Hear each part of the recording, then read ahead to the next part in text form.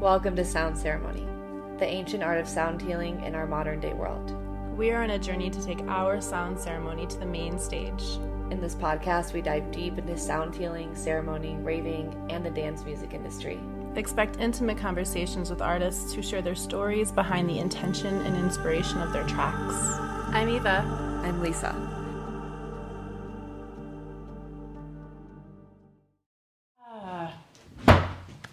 Welcome to Sound Ceremony. Today we have TASBA. Also known as Tanya here joining us today. Thank you for being here. Yeah, thank you guys for having me. This is our, okay, we won't go over it. I forgot what episode it is. But thank you for being here.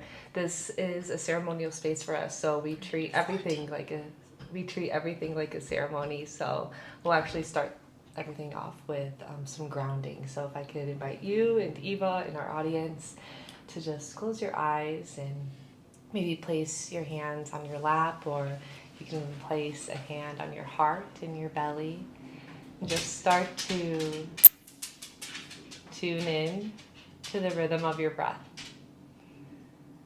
and feel into this gentle rise and fall in your belly and your chest. And take a deep breath in through your nose and slowly fill up your belly. Feel your chest grow. And exhale slowly through your mouth. Let's take a deeper breath in this time. Breathe in, fill all the way up to the crown of your head. And then exhale out your mouth. Take a few rounds of breath on your own.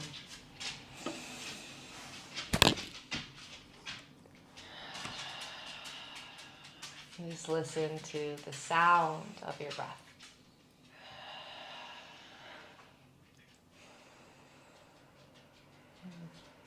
Start to feel into your body at the physical layer. Maybe feeling into the rhythm of your heart beating, or a sensation. It could even be tension that's lingering in your shoulders or in your belly. And start to direct your breath there into that space. And now start to slow down your breath even more.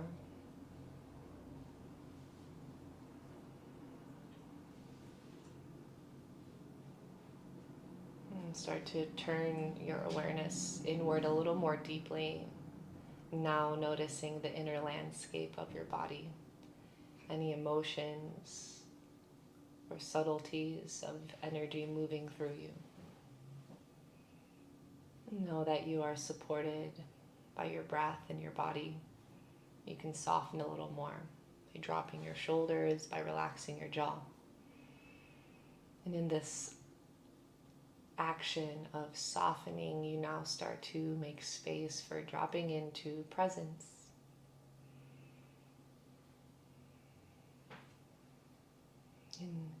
In this moment, we now pause to just be with what is. And may we be open channels to receive love, healing, any light, and share that with the world.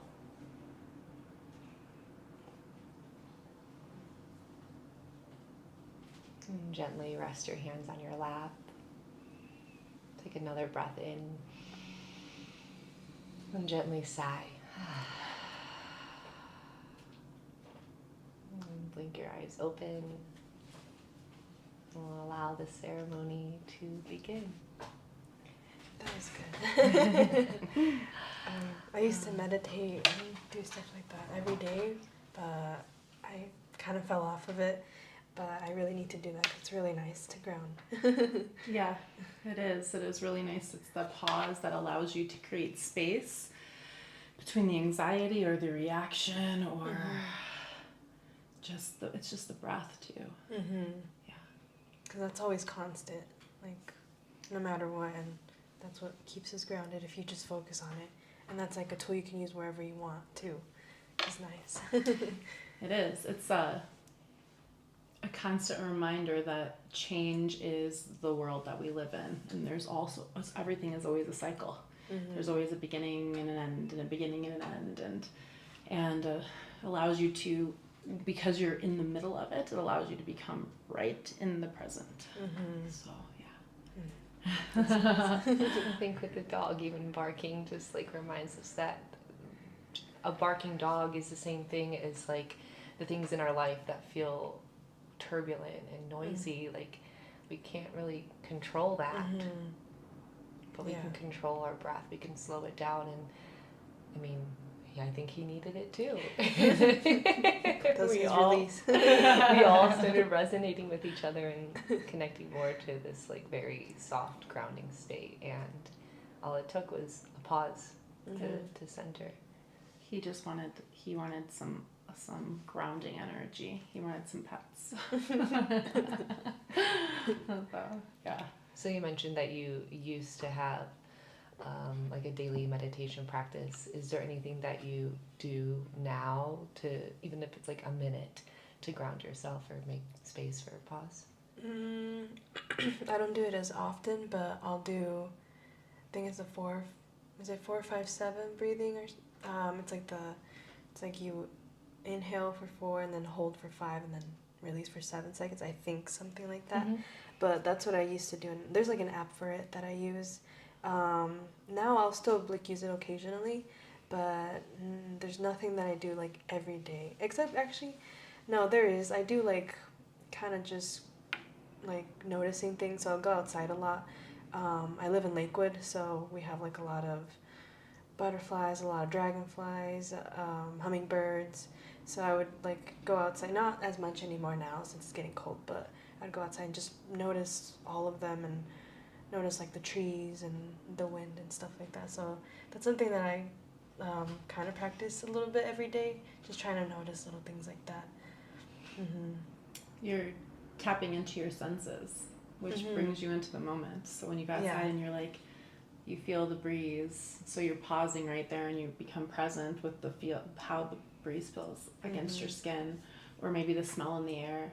And then when you're noticing something of beauty like a butterfly or a dragonfly or something, it's pausing with your eyes to take in the beauty, which brings you right into the center. So it's people often think that intention or like ceremony is like this big production, and it's honestly those little things that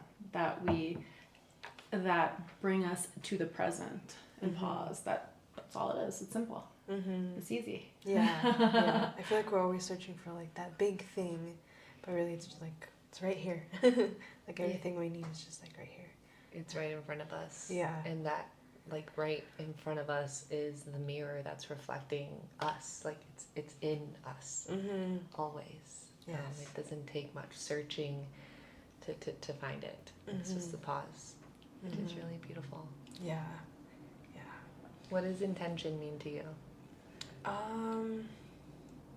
Intention is very powerful to me because it's like one step closer to like action. So it's like you have the intention, so it's like, you know, it's like a mental thing, and then the next step would be like actually like the action. So you set an intention, like for example, like a meditation, you have it in your head, like, oh, like what I want to get out of this, and then the action is actually meditating, and then, you know, like, so I just feel like it's very powerful, like intention, because it'll dictate like what your action like will be, like what follows through it. So what it means to me, I'm not sure, honestly. It's like something you can't really like, it's like a feeling I have though, but it's like kind of hard to describe it.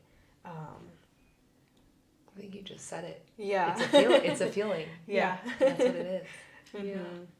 And it is the way that you direct your energy and draw or pull what you want into you. Yeah. Because you're literally creating a conversation with the universe.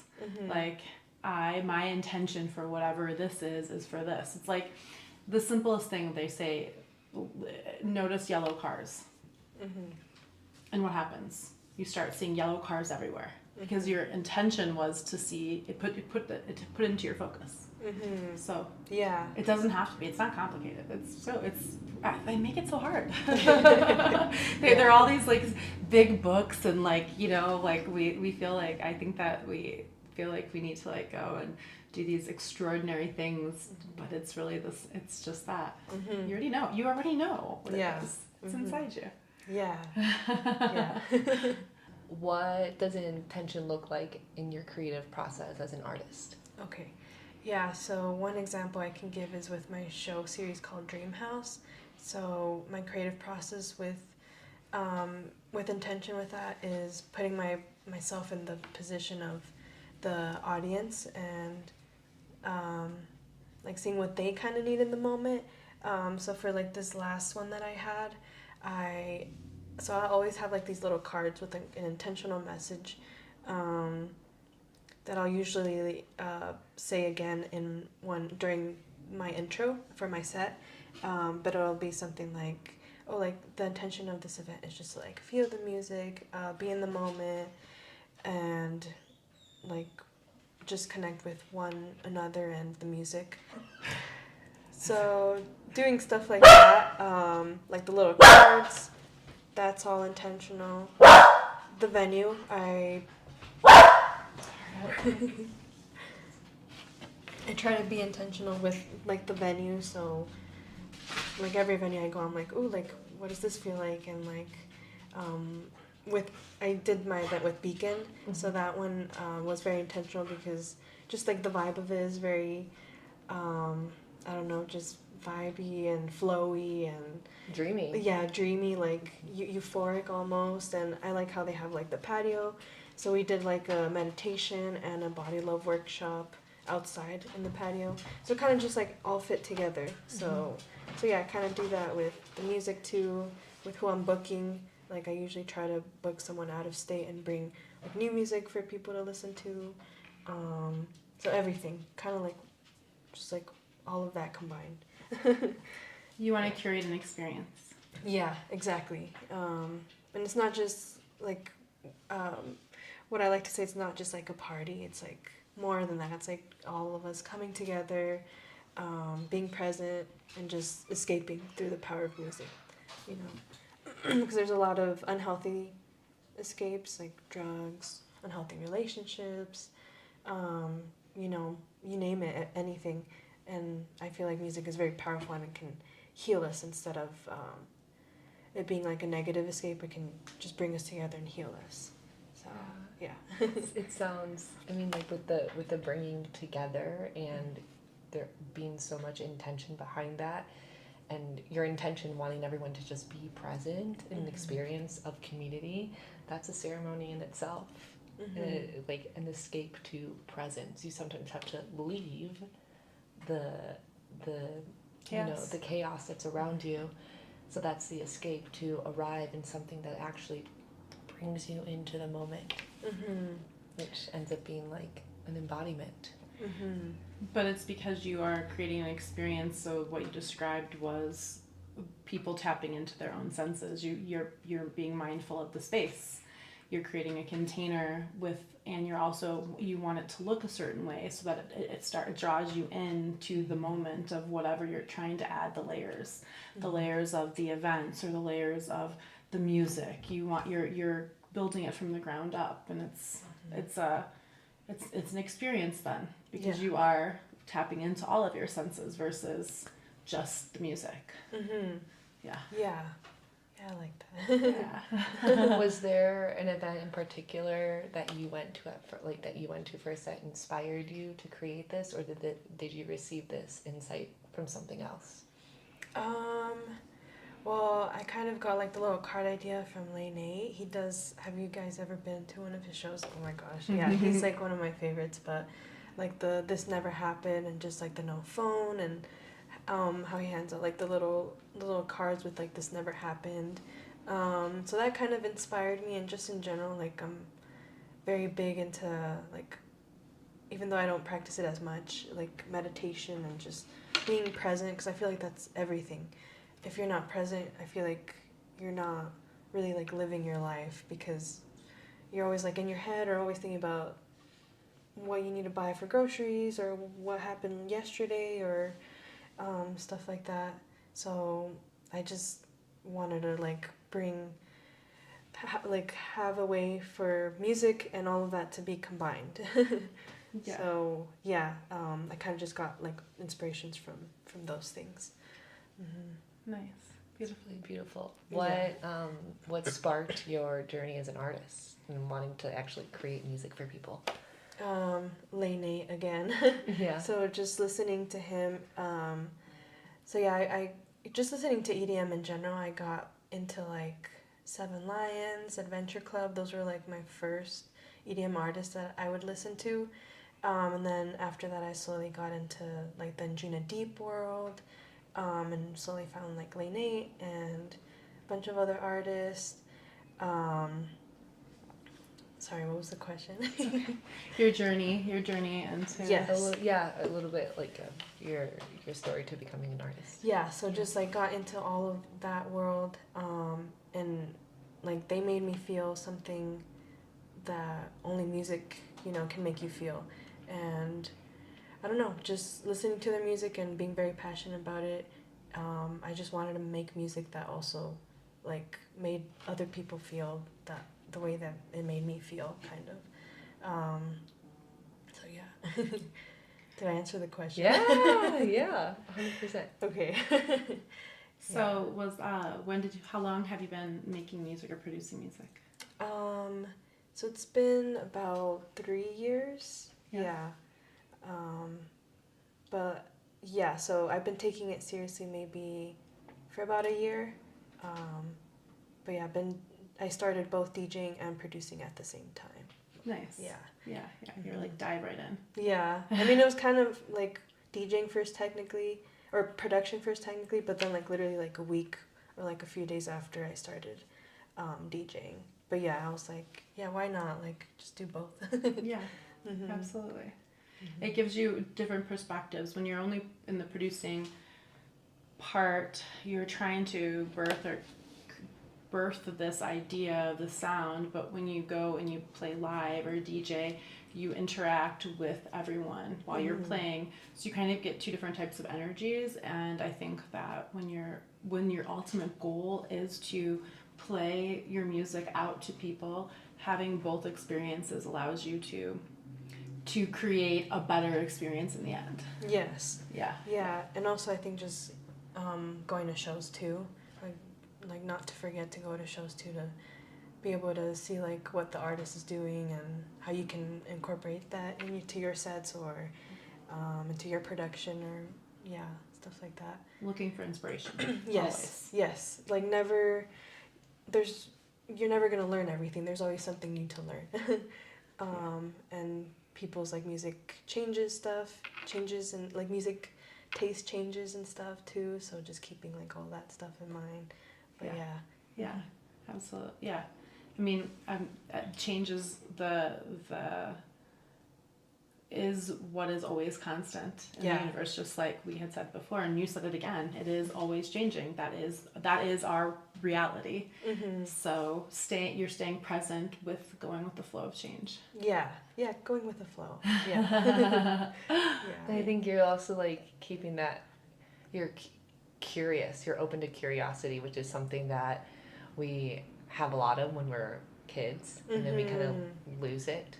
Somehow we find that spark again, but it's so important to stay curious, to keep that childlike wonder and want to learn from the world around us, whether it's like from an experience or from another artist. Like we're not better than anyone else just because we start wearing the same hat. Like we're all here to learn and teach each other. Exactly. In a unique way. Yes. Yeah. I was gonna say I don't see it like, it's kind of hard because the music industry can be very competitive, but I personally see it as like, I love helping like anyone. Like if someone tells me like, oh, like I want to start DJing and I'm very passionate about music and I want to do this and this, I'm like, oh yeah, like I'll help you. Like I think it's a beautiful thing when people are like passionate and want to like bring whatever form of art or expression into the world. Yeah. I think when you're called to be an artist, it's like this desire that doesn't go away. So you noticing that in yourself and then wanting to help others also bring that to fruition is just part of your creation process. So also you can get inspired by working with other people too. Co-creation is a beautiful, beautiful thing too. So Yes. yeah.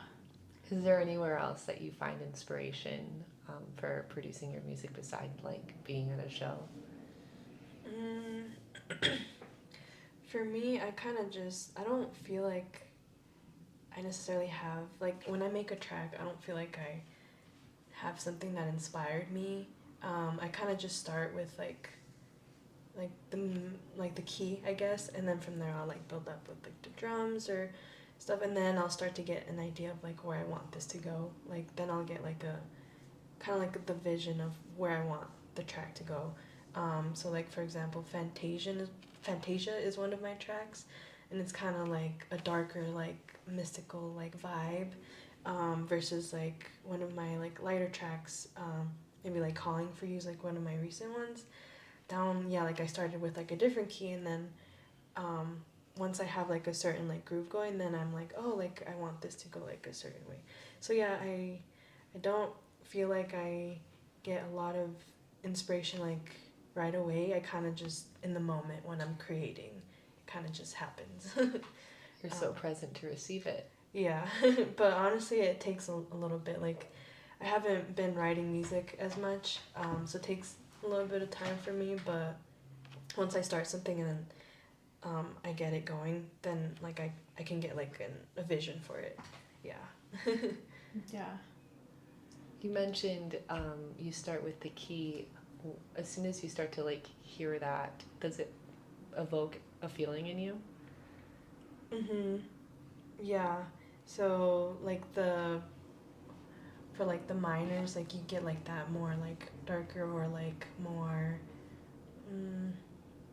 I don't know, kind of sad a little bit, and then like the major keys like more happy or and of course there's like variations, but yeah, like that's kind of like how I go off of it a little bit, and yeah, they do like evoke like some type of feeling for me, and that's where I kind of go with like kind of try to make it like a story, so yeah.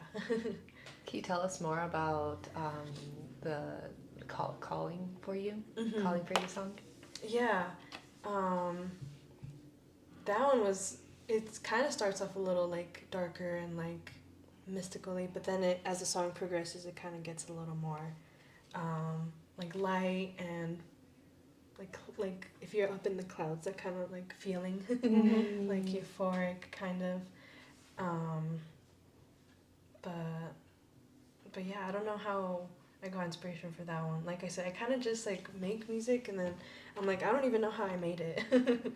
And then I worry, then I'm like, I don't even know how I made it. I don't know if I'm gonna be able to make music again. And then it takes me a little bit, and then after like a month or two, then I make like another track, and then I don't know. It's really like weird. You're channeling. Yeah. You get present and then you channel. Everyone has a different form of like how they get into their creative process, and whether you have figured out like what that is that will help. But when you're in it, it's like you're so fully present that, like Lisa said, you're able to receive. It's not. It's like it's working through us. And so that's why it's hard to explain, because you're like, I don't know what I'm doing. And then I mean, it happens with some, I mean, a lot of artists will talk about this. This is not like a uncommon phenomenon where they become, you know, a painter or whatever, like they'll become so present and then there's a masterpiece because it was literally like inspired from being present in the universe. So you're overcomplicating it. It's again, it's just like it's. So, I think that we live in a world that does overcomplicate things, and that is, but I guess it is challenging when you don't really know. When you're like, I don't know, but like, but you do know. Yeah. It's just like the getting into it though. It's like maybe the process of getting there is something that might, as you continue to move on, might become more refined. You don't really have to question the actual process of the download. It's just the process of getting to where you're present. Perhaps, maybe. I don't know, maybe. It's always gonna, based on like the music that I listen to, like it's really beautiful, and like I know there's more that's gonna keep coming. It's just like getting into that space. There's that space in between getting into the space, and I've been nerding out a lot on creativity and like friction, but it feels like it's like it feels like that, and you kind of have to like jump into that space to be present and like okay, and then it just starts coming through and you're like here we go, it's coming, I'm channeling, I'm open, I'm present. Yeah. Yeah. That friction is really hard though to overcome. Like sometimes it can be really small, or sometimes it can be really big, and we don't ever overcome it. We don't ever get over that hump, because it's like it correlates a lot to like the way that your mind works, the way that your habits are, the way that your flow is in the day, if you know how to get into flow, if you know what flow is. But we all have our own recipe to get there. Everyone is very unique to their own, and you get to that place every time. And you just kind of like repeat that over and over and over again in a way that works for you, and you create a rhythm from it. It's a routine, it's a ritual, but it's not a routine, it's a ritual. The difference between is that ritual requires like presence and intention, whereas routine is just like going through the motions without any like sort of presence. So it all comes back to that. It's not complicated. That's true. Yeah. Do you have any type of small ritual day to day, or not even every day, like once a week or anything that you do with intention over and over again? Not really, but I really want to get into that and like do stuff like that. Do you guys do anything?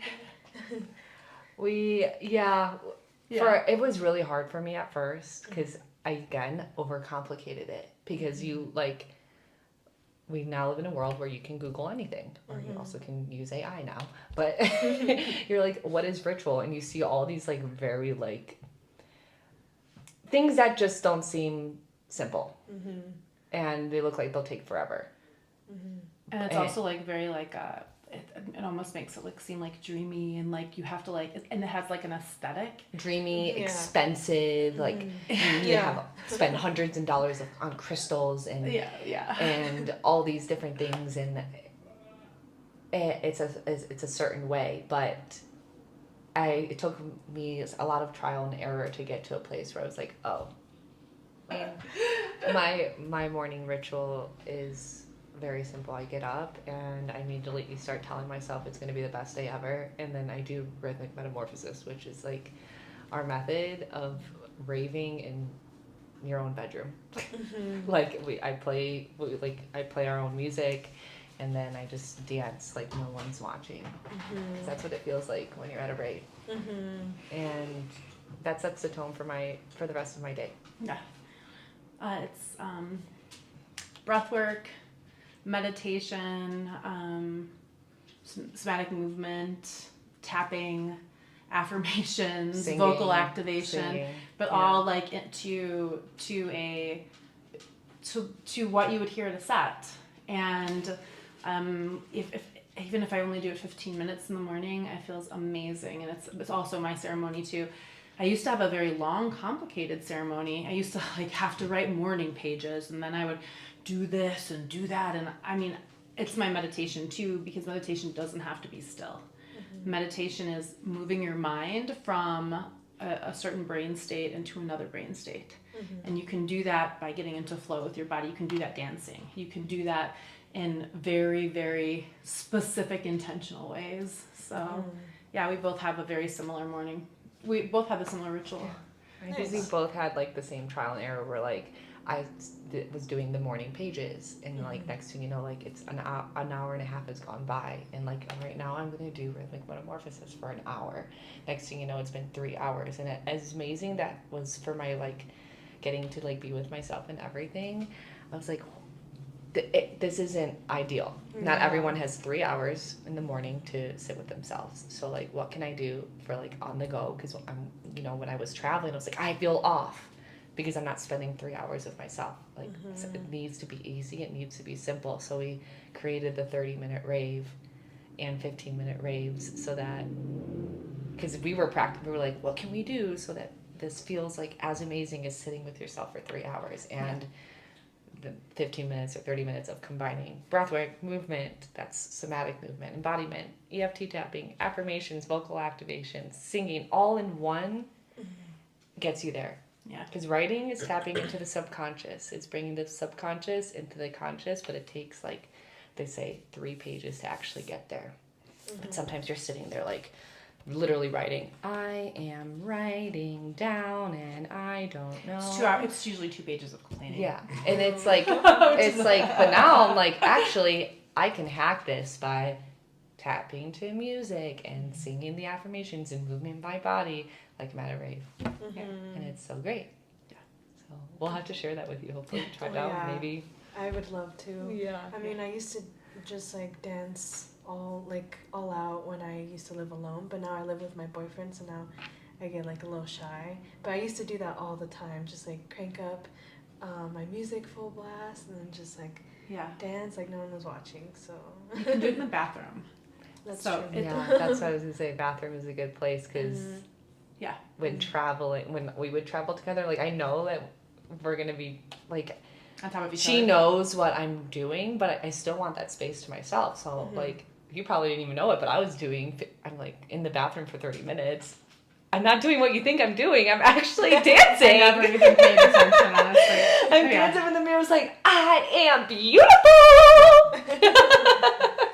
I do actually like as much as I love going to shows and love dancing because it is my therapy still. Like if I can get to an amazing techno show and it's dark and they're taking me on a journey, I can dance for hours, like hours and hours and hours. But that's also not ideal because I can't wait for that to happen. So, but there also is like a level of like, just like you said, a little self-consciousness. Like when you are in public, people are watching around, even if they shouldn't, they should be dancing themselves, but like, you know, whatever. So when you are by yourself, you get to be as weird and crazy and free as you want to be. It's nice to be able to fully authentic, like, and you can do that when no one else is watching, honestly. And then you get used to doing it all the time. But you do need a safe space sometimes. Yeah. So close the bathroom door and just tell your boyfriend you're raving. We can join you if you want.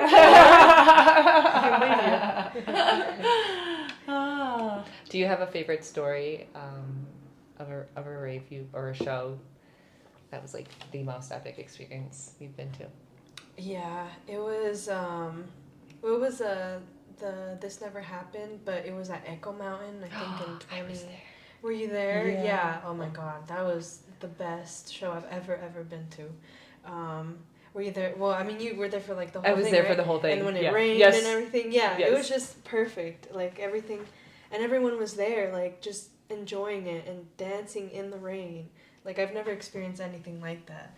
And we were just surrounded by the mountains with good music, you know, with your friends, and it was just magical. So that's probably, that's the one that I think about when you ask that question. Yeah.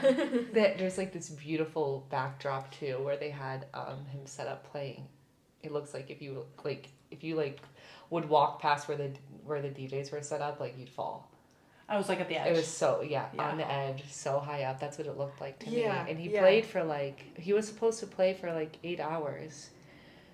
Well, I think it was supposed to be Ben Boomer that was supposed to be there, and then he canceled. So then he ended up playing for like 8 hours. And he was actually supposed to go longer, and then it started raining way too bad in the end. Yeah. But it was really close to the end time, but it got nasty out. No, yeah, they got really bad. And there was nowhere to like go for shelter. So you're like in there.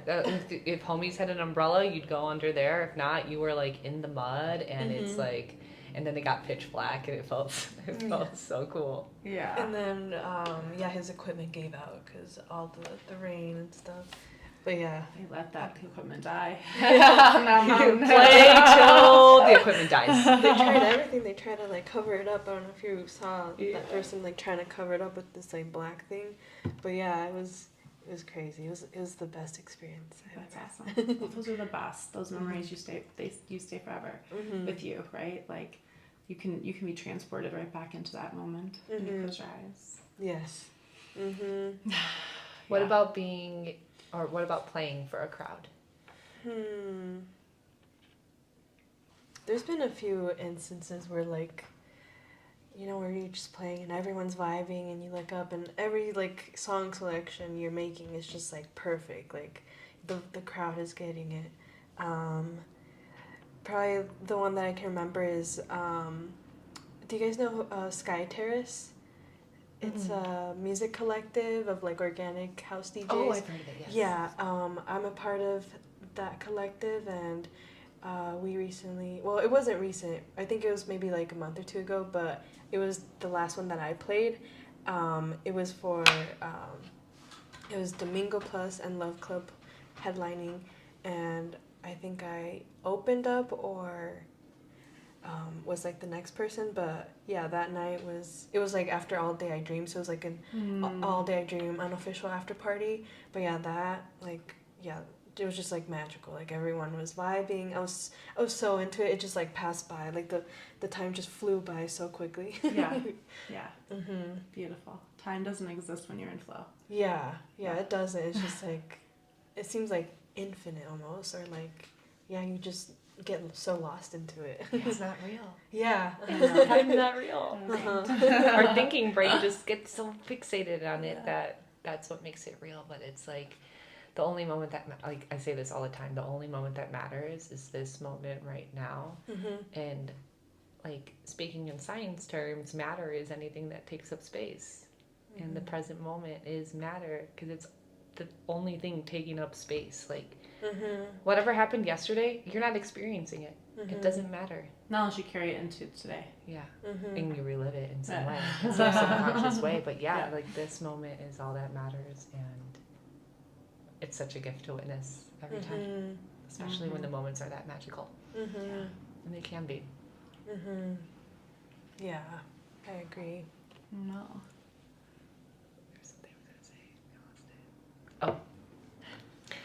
Did you have a moment where you just felt like, I no longer want to consume music, like I'm not meant to just go to shows, like I want to be on the other side and start creating for these people?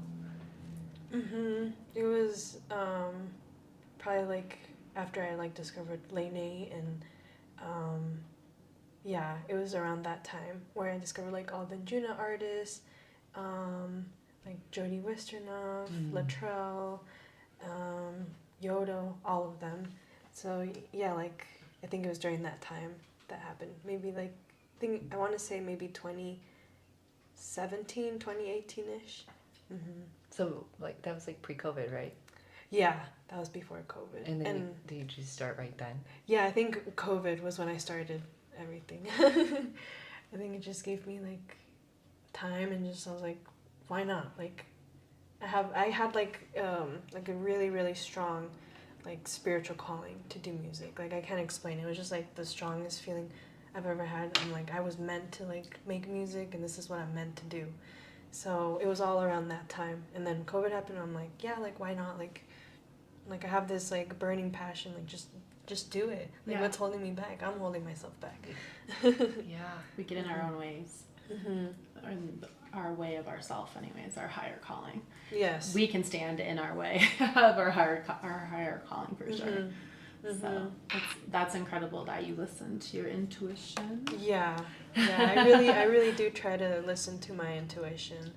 I feel like there's like a fine line between that, because there's like an intuition.